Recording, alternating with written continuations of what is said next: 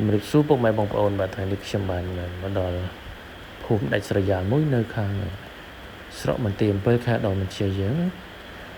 ខាងឃុំ7បាទខ្ញុំឃើញផ្ទះមួយហ្នឹងបាទប្លែកមែនតើ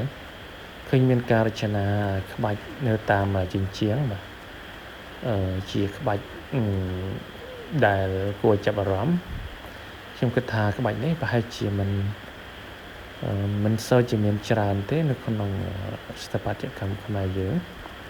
បាទហើយការរចនានេះជាការរចនាលើជញ្ជាំងដែលសម្រាប់ខ្យល់ចេញចូលខាងលើនោះយើងហៅថាជារោងស្បូវក្បាច់រោងស្បូវបាទហើយផ្ទាំងដែលជាលក្ខណៈចត្រង្គនេះគឺថាមានលក្ខណៈប្លែកមែនតើន័យថាគាត់យកឈើបន្ទះឈើតូចបាទយកមករៀបចំហើយដាក់ខ្វែងគ្នាចុះឡើងមកបង្កើតបានជាបាច់ក្រឡាចត្រង្គដែលមានភាពស្រស់ស្អាតបាទគួរទាក់ទាញបាទដែលយើងអាចយកធ្វើជាគំរូដើម្បីប្រើប្រាស់បានបាទសូមបងប្អូនចាប់អារម្មណ៍បងប្អូនអាចយកជាគំរូដើម្បីដាក់